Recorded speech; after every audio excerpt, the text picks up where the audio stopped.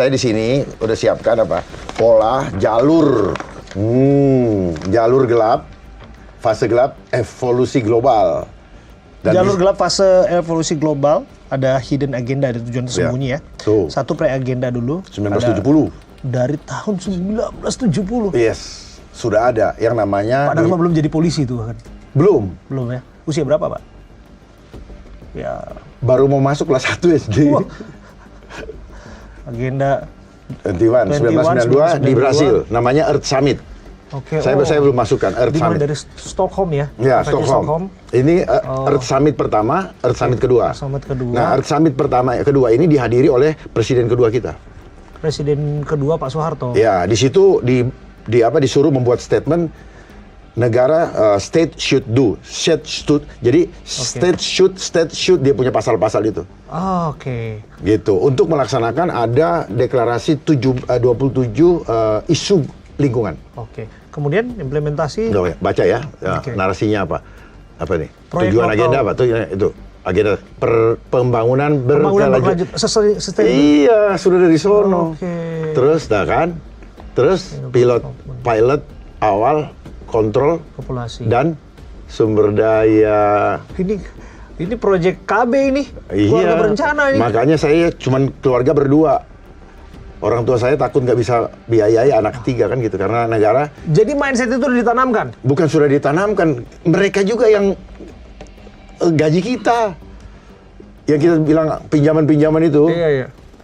Gitu. Oke, Terus ya, pilot silakan project-nya kamu adalah yang untuk mengontrol populasi ya, saya pegang. Kemudian juga implementasi awalnya 1993 sampai 2014. Ini baru saya keluarkan di sini. Lokal, regional. Ini eksklusif nih. Eksklusif. Luar biasa. Karena hadiah ulang tahun. Pak Dharma, kita coba lihat lagi nih apa yang disiapkan. Kemudian narasi resmi proyek pembangunan monitoring lokal, propagandanya infrastruktur data, monitoring dan mekanisme kontrol.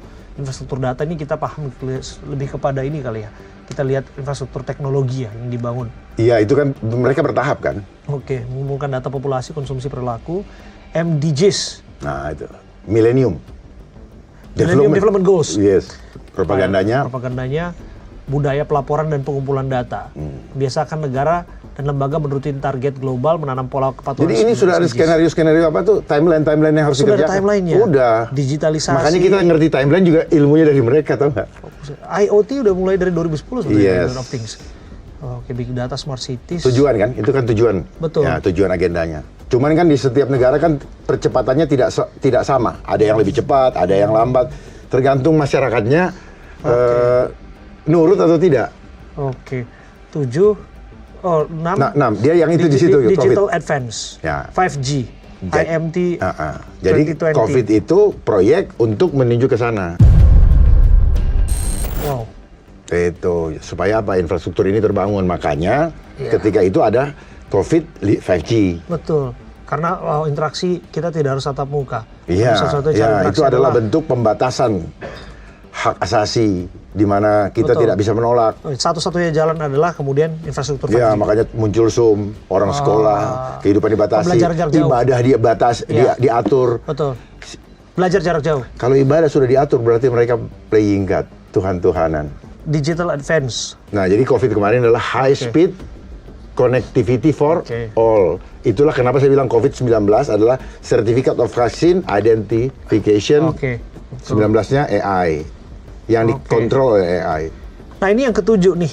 Ini berarti yang about to come. Sedang berproses. Ya, tergantung kepatuhan Abraham Silaban. Ini kan menuju kepada digital prison ini. Makanya nomor handphone harus pakai biometrik. Betul. Udah selesai kalau itu. E-wallet. Iya, semua udah selesai. Nanti mereka yang kontrol. Face recognition. Kapan boleh belanja, kapan tidak, boleh makan apa, boleh karbonnya berapa, nanti saya buka. Iya nih, infrastruktur 6G, AI. Ini ada AI di sini nih. Artificial Intelligence. Itu kan program mereka juga, adanya kalkulator itu. Mereka yang di sana belum tentu tahu. Kenapa? Karena mereka berpikir hanya untuk kantong dan perutnya. Tidak memikirkan nasib bangsa. Dan menganggap ini adalah program, ini tidak menguntungkan rakyat. Rakyat akan dijadikan objek dominasi dan eksploitasi. Oke, kita sedang di fase ini berarti Iya. sekarang. Ya. Digital advance. Nah ini 1, 2, 3 nih lagi jalan. Wow. 17 target global termasuk ini cuaca.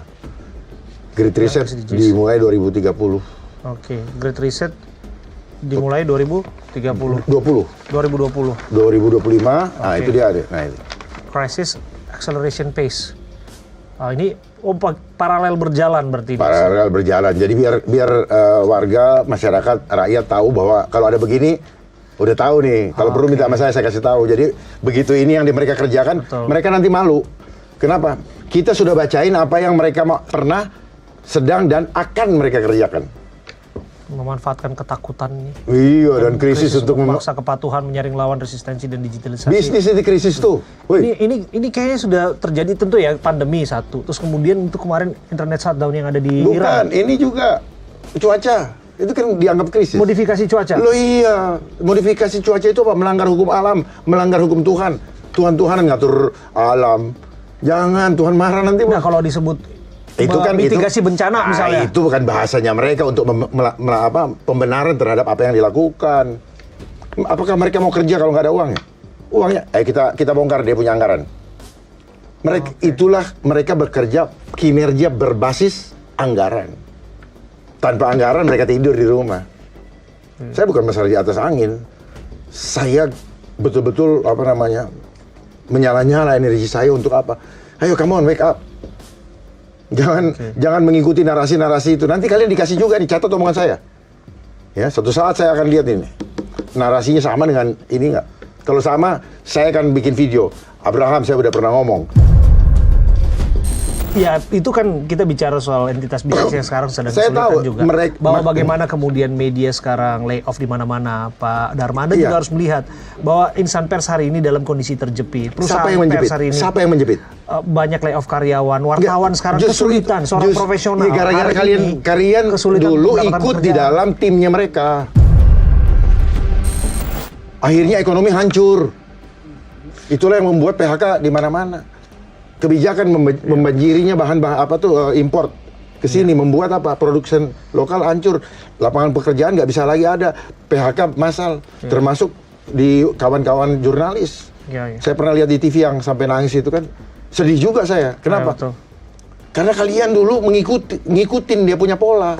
Mengumumkan COVID jam 4 sore, pecah rekor kayak SEA Games aja. Ini sekarang yang lagi mereka ributkan segala macam lah, tanah. Virus Nipah. Saya rubah namanya jadi nipu. Boleh nggak? Itu kan suka-suka mereka. Yang nipu siapa, Pak Dharma? Yang nulis itu nipu. Kenapa nggak COVID? Kenapa nggak Taufik? Kenapa kita ikutin dia punya skrip? Itu kan skrip namanya, Pak.